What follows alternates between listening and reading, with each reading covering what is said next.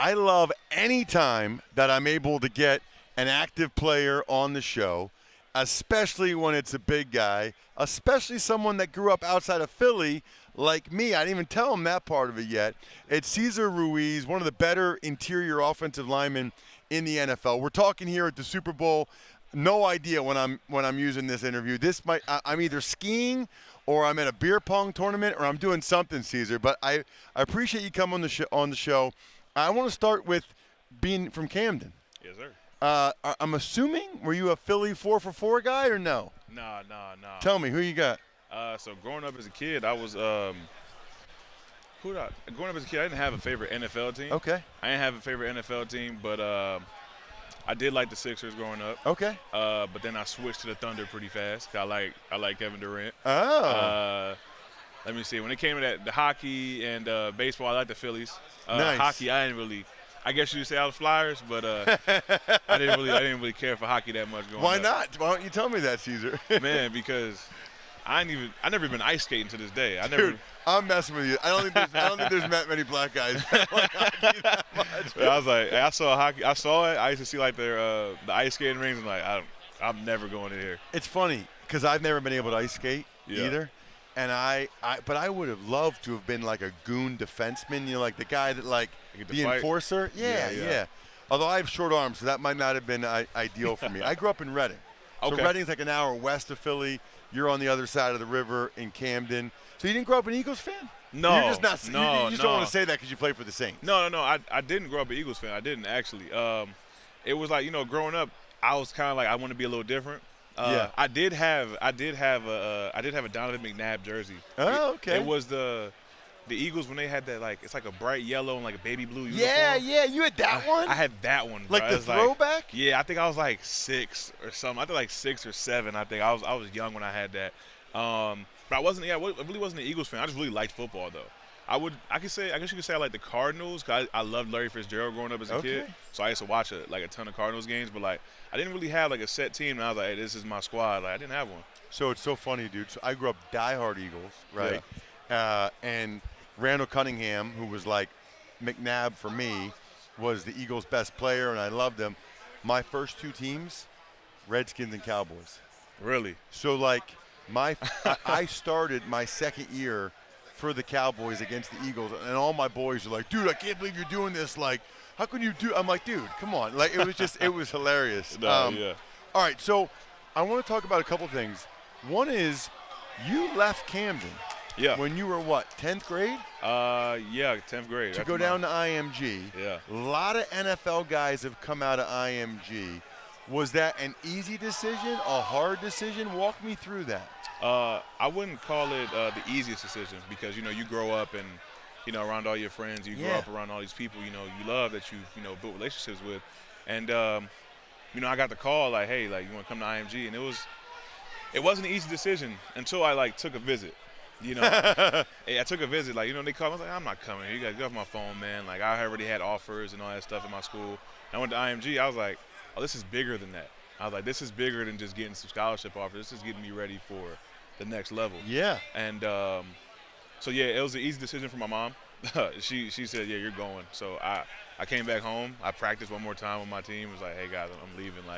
Just wanted to say goodbye. And, that was that. But easily, I would say, now that I'm older, 25, man, was it 10 years later, 11 years later, easily the best decision I've made. So that's so interesting that you say that because that had to be really tough to say that to your guys. It was tough. As offensive lineman, loyalty is everything to us. Yeah. So you just that's just something that's engraved in you.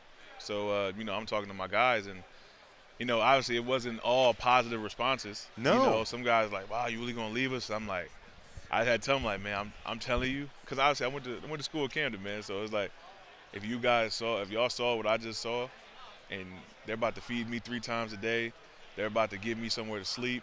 I get to go out. I get to do all this stuff. I'm in Florida. You can't tell me you wouldn't go if you had the same opportunity, man. So it was tough, but I had to do it. So it's so interesting because I see these guys. I follow high school sports closely in Pennsylvania. Yeah. And I see some of these guys go down to IMG, and I can't imagine being able to say that to my guys. Like growing up, like in Reading, like when we were 5 years old, all we talked about was playing high school football together. You know what I mean? But there comes a time in life when you got to do what's best for you. And you got to do what's best for your family and your future. And so I tell people all the time, you know, college guys about going pro or whatever, or holding out. You basically made a mature professional decision when you were in high school, which I give you a lot of credit for. You know, I don't know if I would have done it, but also, you know, I didn't grow up in Camden either. You know, you know what I mean? You know, there's some other aspects of that too. So I applaud you for that. And that's interesting that you say easily best decision in your life. Why do you say that? Because like you said, it allowed me to make a mature adult decision that, you know, a decision you normally don't make until you're 18, you know, where you're going to college. But it allowed me to make a decision and, you know, really let me know, like, hey, like, I made a decision to put myself first and put my, like, you know, basically just put my future first. Yeah. And I say it's the best decision I made because when I got there, I was just so, you know, I come from Camden, so I'm just so locked into, hey, I want to do everything by the book. I want to do everything the right way. I want to make sure that I'm truly embracing this experience. So that's what I did. And by the time I enrolled early in Michigan, I was literally doing the same exact thing I did in college. I was waking up at 7 a.m. to go work out or 6 a.m. to go work out, had class at the same time. It was the same schedule. So it was just, I kind of been on the same schedule my whole life now. Like, so I think that's why, like, when people talk about hey, how hard was it to adjust to Michigan and college? I didn't have to. I legit just was in a different dorm. That was it. But even just like the right training and eating the right way, you were way ahead of the game from where you would have been from Camden. I always tell people this funny story. I show like Eric McCoy, all the guys, my high school picture, right? When I got to IMG, I weighed 280, right? And I left IMG, I was 345. And that's like a year and a half. So I showed them a picture like side by side. I'm like, these are like 345? Yeah, like 18 months apart. I'm like, yeah, because it was crazy because I'm eating 3 meals a day.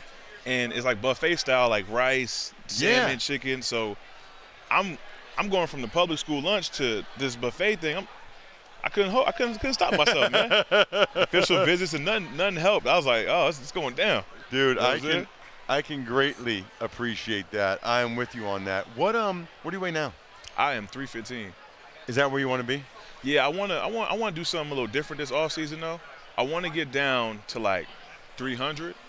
Like just get down 300 and like try to just bulk back up, like put a lot of muscle on. Okay. I want to try to do something new. So that's what I'm working at doing right now. So, center and guard, you've played both. Yeah. You've kind of settled in there at right guard for the Saints, but which one do you like better and why? You know, it's funny. I never thought I would play any other position but center in my life. I played center since I was 10 years old.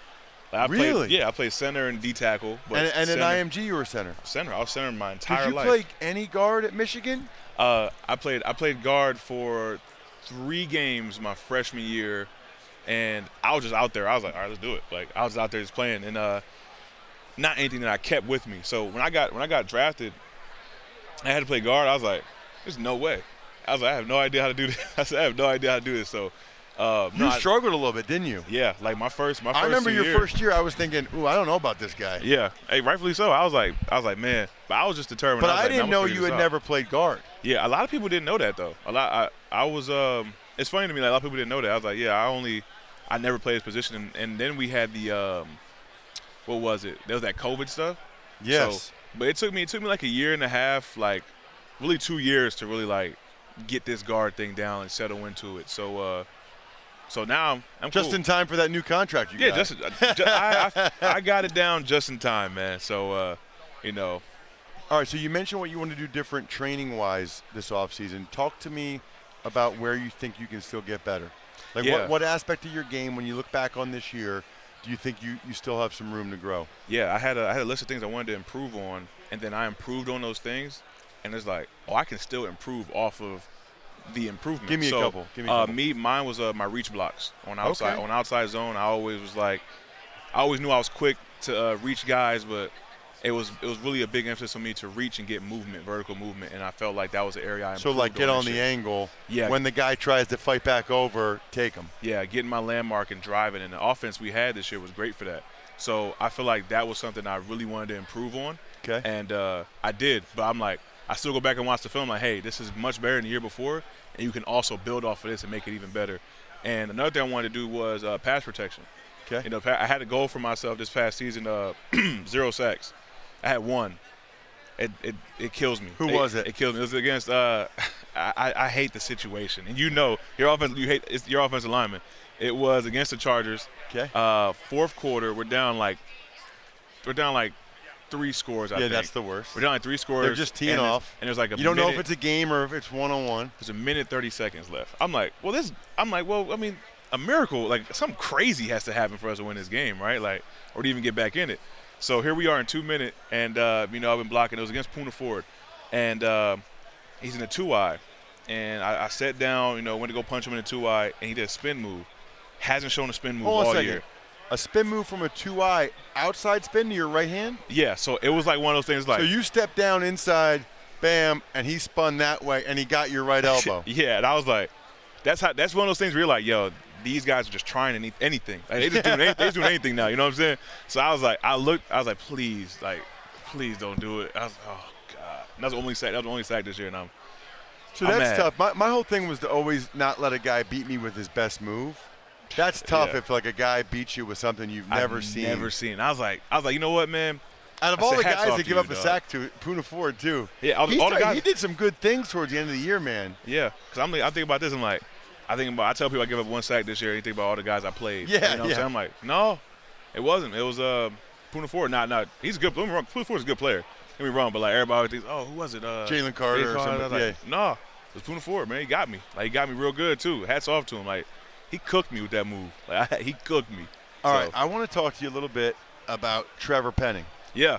So Big Trev. Last year I did the opener. Yeah. Against the Titans. He was at left tackle. Yeah. And he struggled. Yeah. I mean, I could tell he wasn't comfortable there. Pass pro was not his thing.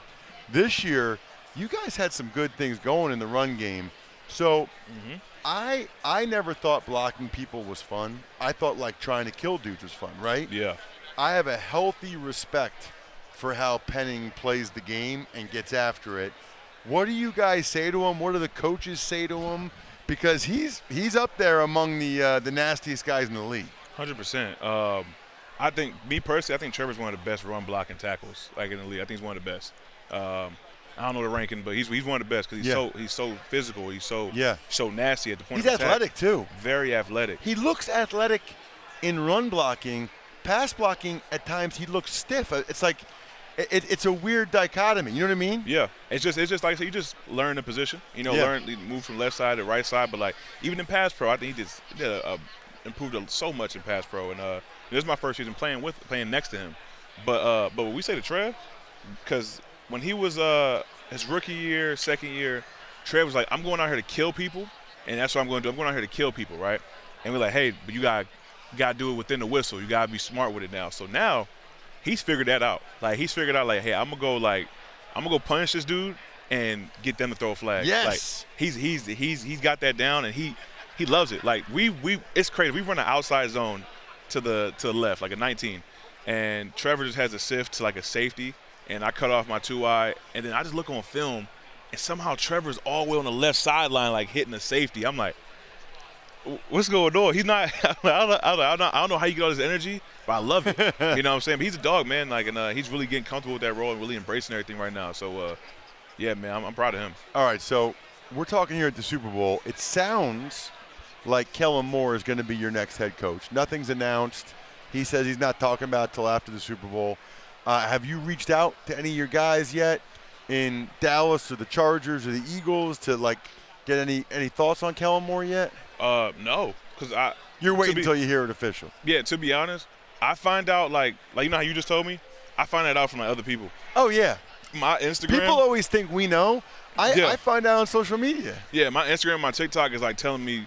That's how I get my information. You know what I'm saying? My Instagram, my TikTok. I'm like, oh, cool. I guess we'll see. You know what I'm saying? I guess we'll see. But yeah, I really have no idea how this process, like how it's going or how it works. So, how tough was this season for you guys? Man, it's tough because you get off to such a hot start. Yeah. You get off such a hot start. You guys look legit early, man. Yeah, you get off such a hot start, man, and it's like you kind of just see your guys go down. Like we lost Eric McCoy versus the Eagles. Yep. We lost Eric for a long time. I forgot, maybe like 7 weeks. I forget. No, they put Lucas in. Yes. You stayed at right guard, and they put Lucas at center? They put Lucas at center. That's right, okay. And Lucas was balling this year too. And I get hurt that game. And I missed 4 weeks. Against the Eagles? Yeah. I get hurt that game. That's right. You both got hurt in that game. Yeah. So, and then, like, you know, you kind of just watch just the team. It's like, it's so unfortunate. It's such an unfortunate thing. You know, you watch, you know, guys get hurt, and then it's like guys aren't really in sync like that anymore. And it was kind of just like it was such an unfortunate situation. It's like to try to get back into things, like get back into the groove. It was, I mean, one thing I can tell you though, we was fighting, man. Like we was going out there doing everything we could to compete and fight and do what we had to do. But it got tough, man, when we started losing all your guys. It seemed like you guys liked Rizzy and you were playing hard for him. Oh yeah, you know, Riz is just he was special teams coach, and he has a relationship with everybody in that, you know, everybody that puts that helmet on. He has a specific relationship with everybody like that. So it's kind of different. You know how sometimes you got a head coach like, all right, man, let's be cool around coach. You know what I'm saying? He's one of the, when he was there, it was like, hey, man, like, y'all talk to me. Y'all tell me what y'all want to do. Y'all tell me what you like. You know, I want to make sure y'all are ready to go. That's my goal. I have no other goal besides to make sure that on Sunday you guys feel great and are ready to go play ball. I love it. Cesar, thank you so much for coming on the show, man. Good luck with the rest of your career. It's fun watching you play. I really appreciate the chance to talk to you. Appreciate it, man. Thank you.